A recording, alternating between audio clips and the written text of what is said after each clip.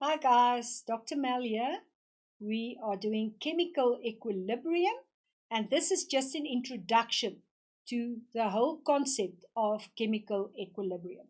What we're going to do in chemical equilibrium is we're going to have a look at open and closed systems, the definitions that we've got to know, the factors that influences this equilibrium, and in the next lesson we're going to have a look at KC as well as Le Chatelier, the rate of the graphs, and then the equilibrium graphs. So for now, we are going to start off with open and closed systems.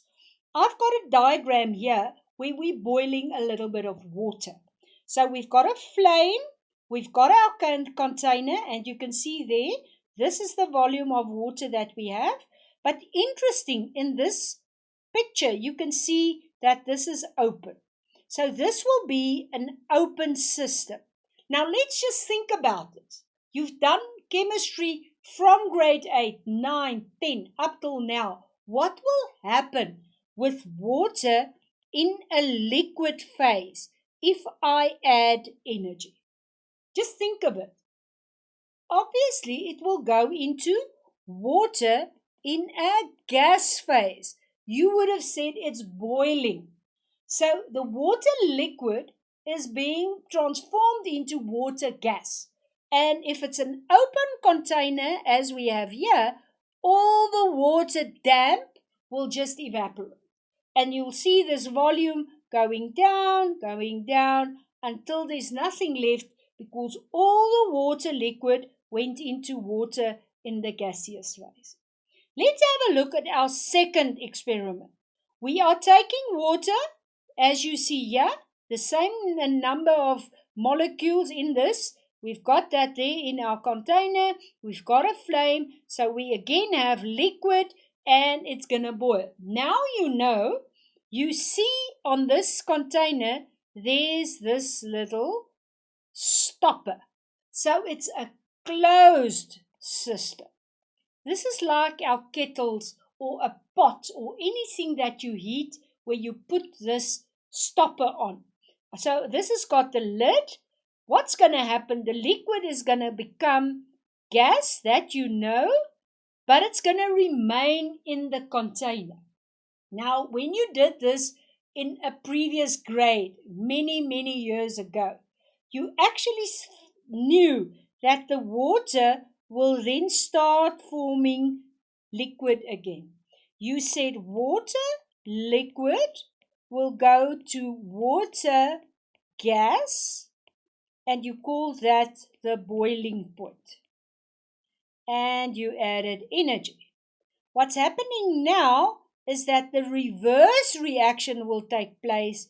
The gas will actually form liquid, and we call that condensation. Remember, you did that many years ago. So what will you see? You'll see this water level will lower, and at some stage it will just remain what it is, with every liquid becoming a gas and a gas becoming a liquid molecule again. So that's in a closed system. Important, the matter is going to change, but it will remain the same in the closed one. The matter here will just evaporate. What's going to happen if I put all of this in a vacuum glass? You know, we get these bottles that we put our water or our cold drinks in. It will actually be an isolated system. It's isolated from the environment. So if it's hot outside or if it's cold outside, it will have no influence on what's happening here. So what we find here is that the environment will not change what's ever happening here, therefore it's isolated. I need to stress this just again, and I'm going to clean this now. Here we'll have the open system, the matter, the molecules, as well as the energy will be released. Here I've got a closed system. The matter will be contained within, but the energy will be released because it's a glass container. So the energy will be released. And here, none of them will be released because it's an isolated system. Right, let's have a look at a reaction. We've got copper solid there. I've got copper solid pieces, filings. I'm adding to this hydrochloric acid, and I'm putting a stopper on this, guys. See there, it's a stopper. So what we find here is the reaction of copper solid with the hydrochloric acid forming copper chloride plus hydrogen gas, and it will be in this container. So important that we see we've got the forward reaction happening, and at some stage we will then find that a reverse reaction and more reverse until we get to the point where the forward reaction and the reverse reaction is happening at exactly the same time. It's easier if I explain it with water, as we did just now. I've got water in the pot, it's closed, it's boiling, and a little bit is condensing. It's boiling and it's condensing until it gets to that point where it looks like the volume is staying the same. Now, what do I have to know? I have to know that that reaction, the forward reaction, is taking place, but at the same time, guys, time or rate, the condensation is also happening, and therefore it looks like nothing is changing. But in the meantime, we know it is boiling and it's condensing. It's boiling and condensing, and the rate of that reaction is the same as the rate of that reaction. Let's go back to this reaction. We've got the copper filings becoming diluted into the acid, and we find that is the forward reaction. At some stage, the reverse reaction will happen, and I wrote it down. The copper chloride will absorb the hydrogen gas and form that again. So you form a reversible, that's the word we use, where the forward reaction and the reverse reaction is taking place in exactly the same time. Right, so important that we've now defined chemical equilibrium. Let's have a look at the words that you've got to know. You've got to know what an open system is. So an open system, if you write down the words, will be a system, and I often ask this, therefore I'm spending time to explain it, a system where both the energy and the matter will be exchanged between, between the environment. Right, so both of them, it's an open system, both of them exchange. Let's have a look at the closed system. A system where, can you think what we did? Where only the energy will be released or exchanged. The matter will stay inside, so it will be constant. And then finally, the definition for a reversible reaction. It's a reaction where the products will be converted to reactants again. So it's not just the reactants forming the products, it's also the products forming the reactants. Right, we call this dynamic chemical equilibrium. It's in a state of equilibrium.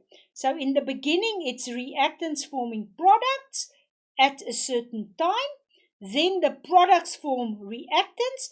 And as soon as you get to the point where the time of this one is equal to the time of that one, I then have that reaction taking place at the same rate as that one, then I've got chemical equilibrium. Now, why do we call it dynamic equilibrium? Do you remember in physics you did static equilibrium? Let's have a look. You might have forgotten. You took an object there, you had a string there, you had another string there, and you had the weight. So this object there, a ring or a box or anything, it was static.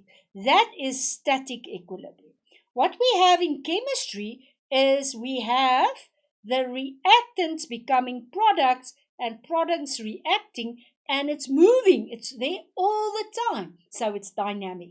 So dynamic chemical equilibrium, different to static equilibrium.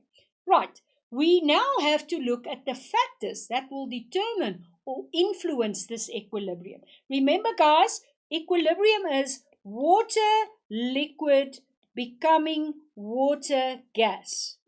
Always go back to that visualization of this pot on the stove that's boiling. As soon as I close it, as soon as I got this closed, the water gas will become water liquid again. And as soon as that's happening in exactly the same time, we'll have chemical equilibrium. So boiling and condensation is happening at exactly the same time. The factors that will affect the equilibrium, the temperature. If I put the stove on a higher setting, it will obviously have more boiling. So I'll actually disturb that equilibrium. The concentration, if I add more rice or anything into the pot, it will disturb the equilibrium. And obviously the pressure of the gas being released. So temperature, concentration, and pressure will influence the chemical equilibrium. And you'll see in the next lesson where we actually see what's happening when we change any of those three factors. Let's have a look at a chemical reaction. I've got nitrogen and hydrogen, and I'm forming ammonium, and this is called the Haber process. In my reaction, I form energy, and I now want to explain to you what this chemical equilibrium will look like. I've got nitrogen. It's a diatom, and I've got more of them there. I take then hydrogen, and can you see I've got quite a few of them, and it's got a very specific relationship. You already know that we've got to have a specific moles reacting, and I'm now going to form firstly ammonium. So if I've got N2, I've got those, and I'm now going to attach 3 hydrogens there. Can you see that's the first one? So I've got now this one, that one, that one, and that one. That's already moved. Let's take another one. I've got another nitrogen. There it is. I'm going to take it this side. Can you see there? And I'm going to attach to it 3 of the molecules of hydrogen, 1, 2, 3. So what I have here is I started with nothing of this. I then took nitrogen and hydrogen as reactants, and it formed ammonia. But you can see I'm left with some of this here. And interesting, as soon as I do this in a closed container, you'll start getting this releasing of NH3 in the reverse reaction, forming nitrogen and hydrogen again. Now, what do we call that? Chemical equilibrium. So we've got the forward reaction and the reverse reaction, obviously in equilibrium, meaning the time of those two reactions are exactly the same. In the next lesson, we're going to show you what the energy does, but important, guys, I had energy being released and energy being absorbed when I overcome those bonds. So it's always energy being important in both of the reactions. It's just not equal in all of the reactions. Let's see. Can you identify a chemical reaction in open and closed systems and isolated systems? Define dynamic chemical equilibrium. Also have a look, why isn't it static chemical equilibrium? The forward, the reverse, as well as reversible reactions. You've got to know and identify that. You need to know the conditions that's going to affect that. And then obviously we need to know what chemical equilibrium is. Go to any past paper. Go to any textbook. Practice. What's going to happen when I start with a reactant? It becomes a product, and the product on the other hand becomes the reactant again. I hope you enjoy working with chemical equilibrium because it's lots of marks in every exam paper. Bye-bye.